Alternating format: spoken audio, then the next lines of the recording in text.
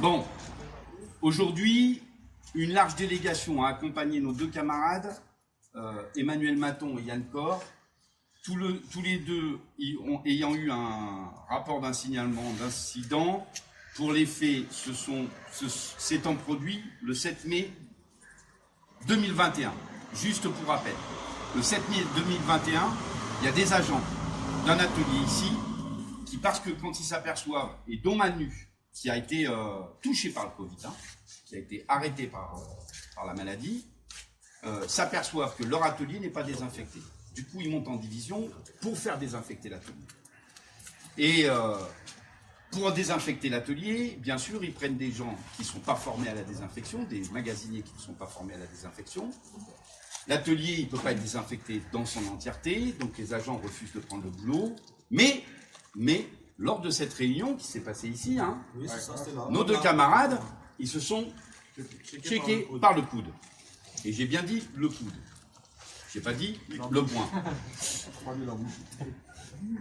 Eh bien, monsieur l'ingénieur leur fait un signalement d'infraction parce qu'ils se sont checkés. Mais là où c'est plus grave, voilà ce qu'il écrit. En cette période particulière, de nombreux cas de Covid dans notre entité, nous ne pouvons tolérer ce type d'agissement.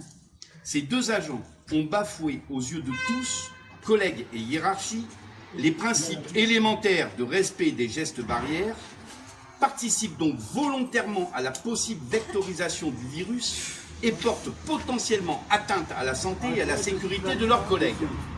C'est-à-dire que ce qui se passe aujourd'hui dans le 11e, des clusters, dont un agent, un éboueur, qui est entre la vie et la mort à l'hôpital, parce que la division ne met pas en place les choses qui ont été gagnées par la CGT, votées en CHSCT, elle ne les met pas correctement en place, et bien parce qu'il est responsable, ça s'appelle qu'il ouvre le parapluie et il veut faire porter le chapeau aux éboueurs et entre autres à deux délégués CGT.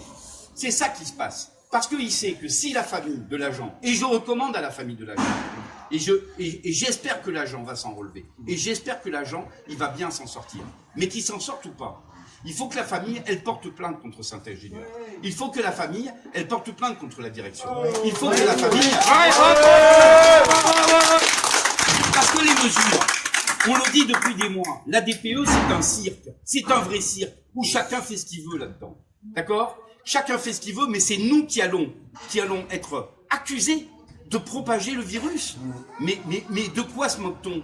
Est-ce que dans un petit engin, puisque vous connaissez tous ici les petits engins, à combien on est l'un de l'autre? Est-ce qu'on se touche pas les coudes? Donc, mais ils vont où là?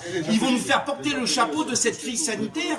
Mais ça suffit. Alors oui, on est accusé de tout. Quand on occupe, on est accusé de dégradation. Quand on occupe, on est accusé de vol. Quand on occupe, on est accusé de tout. De tout. Mais pourquoi on en est là? Parce que l'ingénieur, il vient de nous l'avouer. En fait, ça, c'est une provocation de sa part. C'est une provocation de sa part. Par contre, on était dans le réfectoire. Qu'est-ce qu'on s'aperçoit? C'est une entreprise privée qui nettoie le réfectoire. D'accord? À 13h30, l'entreprise privée, elle a fini. Il n'y a plus de magasinier. Pourtant, l'équipe d'après-midi, elle va bien manger, là. Pas de désinfection. Le soir, elle va venir se doucher. Pas de désinfection. Ça veut dire que demain matin, dans l'atelier à 5h30, il y a des mecs qui vont revenir et rien n'aura été désinfecté. C'est de leur responsabilité, c'est le protocole, ça. C'est pas le tchèque. Le tchèque, il n'est pas dans le protocole du CHSCT. D'accord? Donc, monsieur fait de la provocation, mais c'est pas de la provocation qu'il fait. Yann l'a très bien dit. Il veut faire porter le chapeau du cluster du 11e à des agents, et plus particulièrement à des délégués CGT, qui luttent tous les jours pour faire, justement, appliquer l'accord. Et qui suffit pas. Il faut en mettre d'autres, voilà. Donc, les premières lignes qui vont porter, les prolos qui vont porter la crise sanitaire et la crise économique, ça suffit. Alors, il faut arrêter de nous provoquer, il faut se mettre sur tout, l'ensemble des revendications qu'on porte à table, on est prêt à négocier sur tout. Et il faut arrêter d'incriminer les agents. Parce que c'est pas possible. Et c'est comme ça que les haines, elles montent. Par la provocation d'un certain nombre de types qui veulent se couvrir alors qu'ils ont mal fait leur boulot. Mais s'ils n'ont pas les moyens pour faire ce boulot, ils ont qu'à faire comme nous, se mettre en grève, et aller au charbon. D'accord? Parce que c'est comme ça qu'on va gagner.